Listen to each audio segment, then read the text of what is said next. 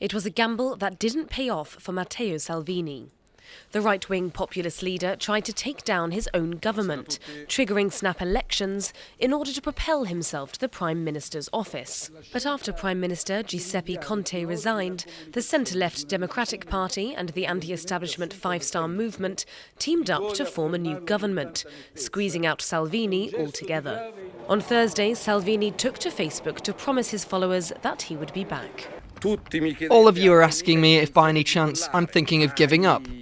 Never, never. Otherwise, what does our vote count for? What do elections count for? What does it mean that in the European elections the League was chosen by the Italian people as the first party, and instead in Europe they send people of completely different views and they deny Italian people the right to vote? The new coalition may share the same political enemy, but apart from that they have little in common.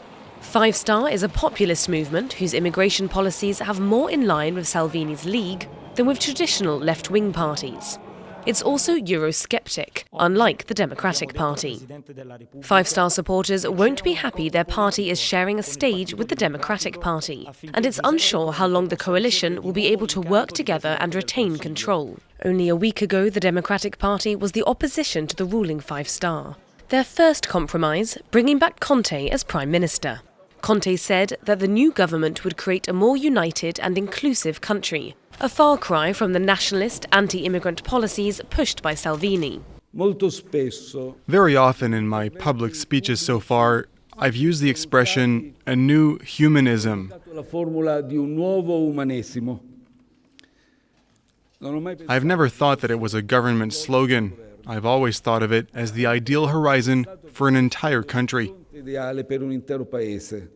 Italy is trying to hang on to what could be a brief period of political calm in order to meet a pressing autumn deadline for presenting a budget for 2020 to the European Commission. If the new coalition shows sticking power, it could rule the country until 2023, when the next elections are scheduled, providing citizens some respite from months of political instability.